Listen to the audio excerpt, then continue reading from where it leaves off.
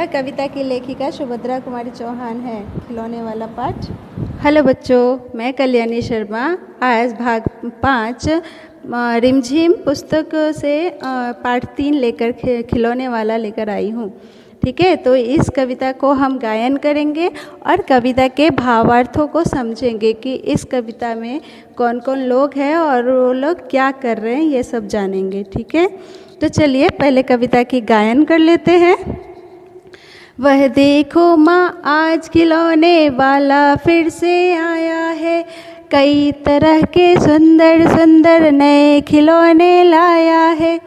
हरा हरा तोता पिंजरे में, गेंद 1 पैसे वाली, छोटी सी मोटर गाड़ी है सर सर सर चलने वाली। सीटी भी है कई तरह की, कई तरह के सुंदर खेल, चाबी भर देने से भैया भक भक करती चलती रेल।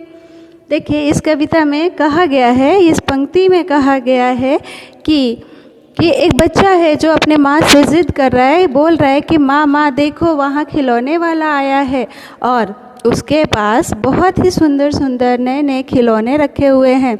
ठीक है, और उसके पास कैसे कैसे खिलौने हैं, जैसे कि पिंजरे में हरे रंग के तोते कैद है, ठीक है, बंद पड़े हैं।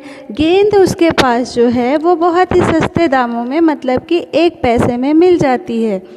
और उसके पास छोटी सी मोटर गाड़ी है जो बहुत ही तेज़ चलती है, जैसे सर सर सर सर करके चलती रहती है।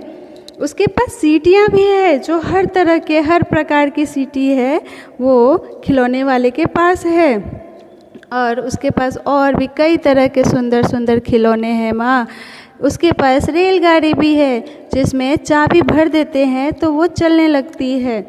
तो आपको पता है बच्चों कि आजकल के खिलौने इलेक्ट्रॉनिक डिवाइस हो गए हैं, जिसमें बैटरी चार्ज करने वाले सिस्टम आते हैं, साथ में चाबी वाले आते हैं और रिमोट कंट्रोल वाले भी आते हैं। ठीक है, तो इस तरह से खिलौने वाले के पास भी ऐसे ऐसे खिलौने हैं। चलिए अब आगे की पंक्ति देखते हैं कि आगे की पंक्ति में क्या कहा गया है। तो काव्य की पंक्ति है, गुड़िया भी है बहुत भली सी, पहने कानों में बाली, छोटा सा टी सेट है, छोटे छोटे है लोटा थाली, छोटे छोटे धनुष्वान है छोटी छोटी तलवार, नए खिलौने ले लो भैया, जोर जोर वह रहा पुकार।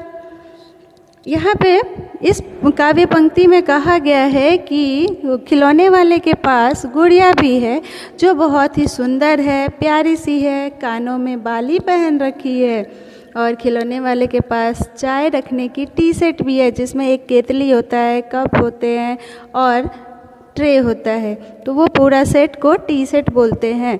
ठीक है, तो उसमें उसके पास टी सेट भी है। आपको पता है आजकल लड़कियों के लिए या बाज़ार में किचन किंग, किचन सेट, ये सब खिलौने मिलते हैं। तो इस तरह से खिलौने वाले के पास भी टी सेट है।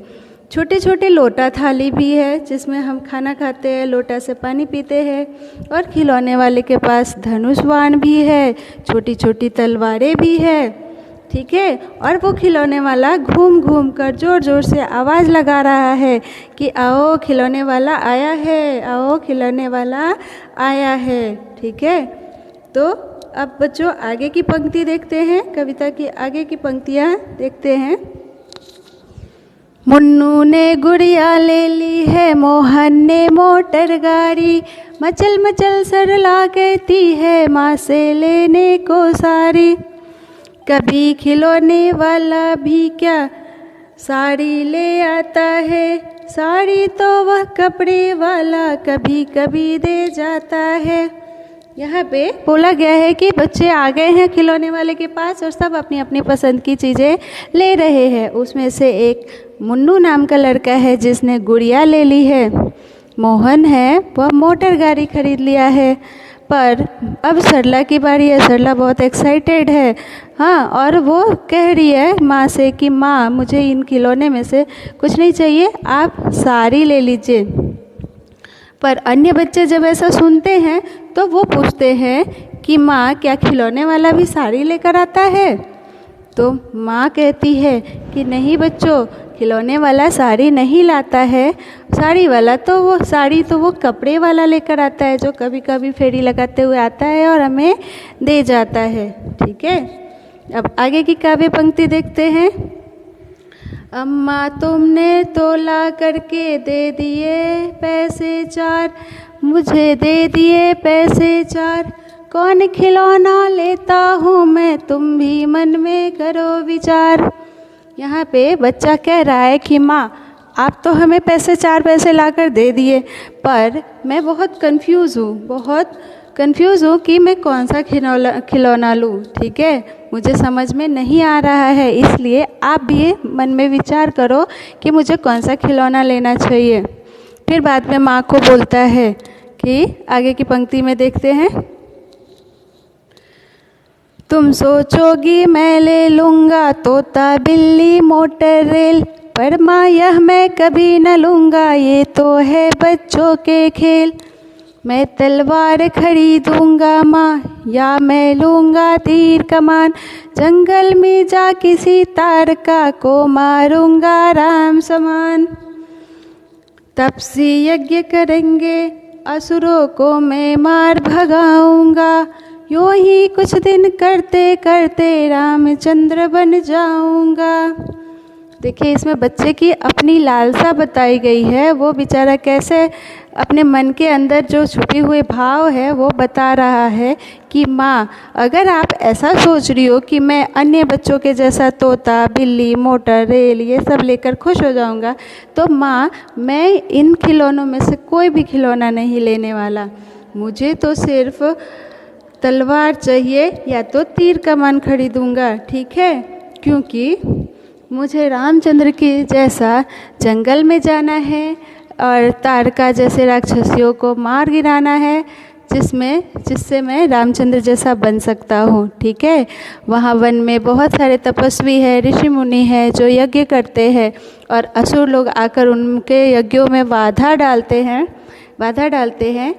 तो ऐसे असुरों को मैं मार भगाऊंगा ताकि उनका यज्ञ सफल हो, और इस तरह से मैं कुछ दिन करते करते रामचंद्र के जैसा बन जाऊंगा। ठीक है, तो इस तरह से बच्चे के मन में है कि वो भी रामचंद्र के जैसा काम करे और उनके जैसा बने। आगे बच्चे के मन में क्या भाव उठता है, आगे की पंक्ति से जानते हैं कि अचानक वो उदास क्यों हो जाता है, वो आगे की पंक्ति से पता चलेगा। यहीं रहूँगा कौशल्या मैं तुमको यही बनाऊँगा, तुम कह दोगी बन जाने को हंसते हंसते जाऊँगा, पर माँ बिना तुम्हारे वन में मैं कैसे रह पाऊँगा, दिन भर घूमूँगा जंगल में लौट कहाँ फिर आऊँगा, किससे लूँगा पैसे 4 रूठूँगा तो कौन मना लेगा, कौन प्यार से बिठा गोद में मन चाहे चीज़ें देगा।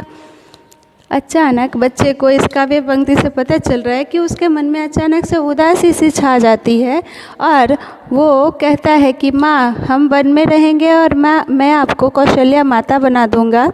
ठीक है, आप मुझे अगर हंसते हंसते वन जाने को कह दोगी तो मैं भी रामचंद्र के समान वन चला जाऊँगा, परंतु अगर माँ मैं वन चला गया तो दिन भर तो मैं काम करूँगा, घूमूँगा फिरूँगा, राक्षसों का वध करूँगा, परंतु जब मैं शाम को घर लौटूँगा तो मैं किसके पास आऊँगा।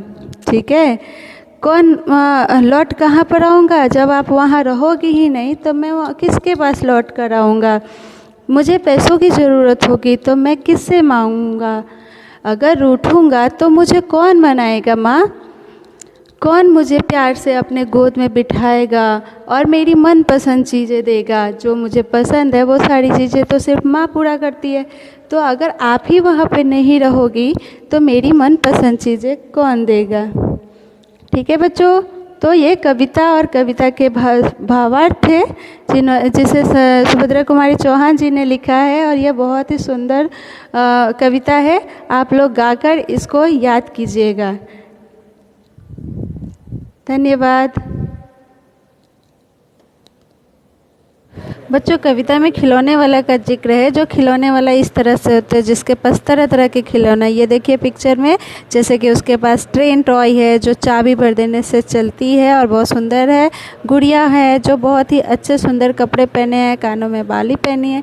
और टी सेट की जिक्र की गई है कविता में। ये रहा टी सेट, जैसे कि इसमें चाय भर के प्याले में, और वो जग होते हैं, साथ में ट्रे होता है, कलरफुल होते हैं।